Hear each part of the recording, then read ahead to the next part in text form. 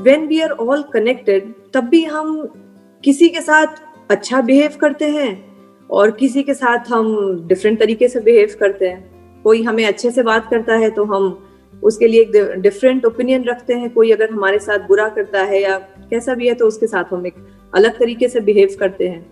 तो sir, sometimes I get confused कि when we are all connected why can't we behave and be the same with everybody.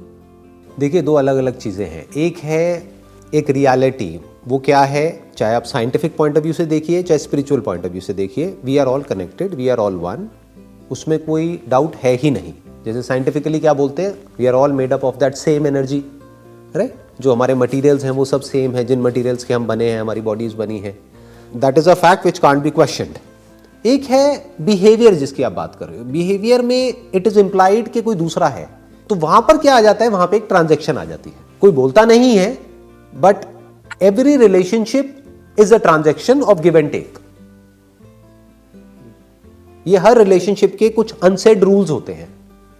Even the relationship of a husband and wife, कि अगर कोई एक person है जो बदले में सामने वाले से एक्सपेक्ट बहुत कुछ करे, लेकिन जब करने की बारी आए तो पीछे हट जाए, तो कहने के लिए तो वो हस्बैंड वाइफ है, लेकिन वो रिलेशन ज्यादा टाइम तक चल नहीं पाएगा ना। तो what I am saying is कि ये हमको सेंसिबली समझना होगा कि इस दुनिया में जो भी हमारा बिहेवियर होता है, that is influenced by this give and take equation, that's more of a transaction. जैसे एक बिजनेस की ट्रांजैक्शन होती है कि अगर मैंने आपको 100 रुपए दिया तो मैं बदले में एक्सपेक्ट कर रहा हूं कि मेरे को 100 रुपए की वैल्यू की कोई प्रोडक्ट या सर्विस मिली, तो दैट इज अ ट्रांजैक्शन। ऐसे ही एक ट्रांजैक्शन होती है फ्रेंड्स के बीच में, रिलेटिव्स के बीच में, सबके बीच में। और फ्रेंड्स का मतलब ये नहीं है कि फ्रेंड्स मैंने बोल दिया तो उसकी कोई सब कैटेगरीज नहीं है। फ्रेंड्स भी अलग अलग तरह के होते हैं। एक फ्रेंड होते हैं जो हमको पता है कि ये फ्रेंड है ही टाइम पास के लिए। फॉर एग्जाम्पल, कि हमको पता है कि हम अपने काम से आए, बहुत स्ट्रेस्ड आउट है, अपनी लाइफ से स्ट्रेस्ड आउट हैं, अब हम वहाँ पे जा रहे हैं, हल्की फुल्की बातें कर रहे हैं, हंस रहे हैं, थोड़ा सा हमने टाइम स्पेंड किया, साथ में लंच किया, डिनर किया, वो अपने घर, हम अपने घर।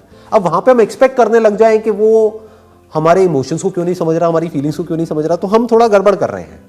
वो रिलेशनशिप अलग है, वो फ्रेंड्स अलग है।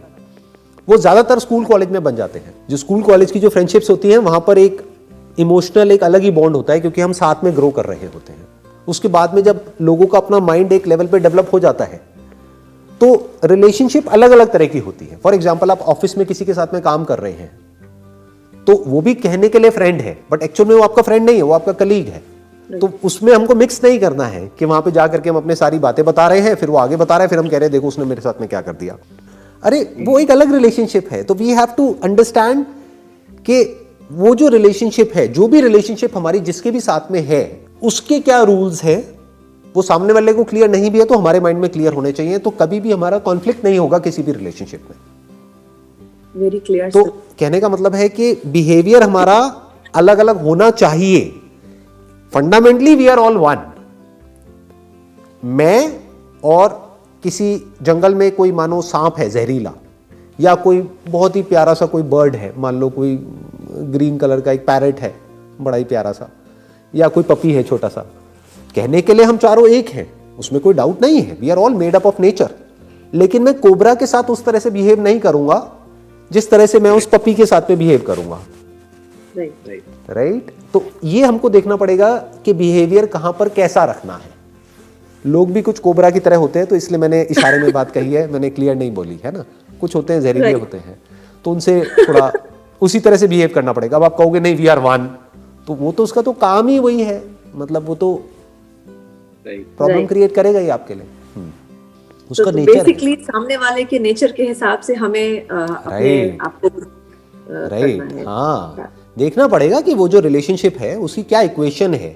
इसीलिए कहते हैं कि बहुत जल्दी किसी भी रिलेशनशिप में कोई कमिटमेंट नहीं करना चाहिए, या बहुत जल्दी अपना सब कुछ रिवील नहीं करना चाहिए किसी भी रिलेशनशिप में। आराम से देखना चाहिए, सोचना चाहिए, समझना चाहिए कि रिलेशनशिप किस डायरेक्शन में जा रही है, फिर बोलना चाहिए, फिर कुछ सामने वाले को कमिट करना चाहिए। Ideally under commit and over deliver, that must be the golden rule of a relationship, of any relationship for that matter. क्योंकि मैंने क्या कहा, रिलेशनशिप नहीं होती, एक ट्रांजैक्शन होती है। तो कम बोल के ज्यादा डिलीवर कर दो तो वो रिलेशनशिप अच्छी चल जाएगी।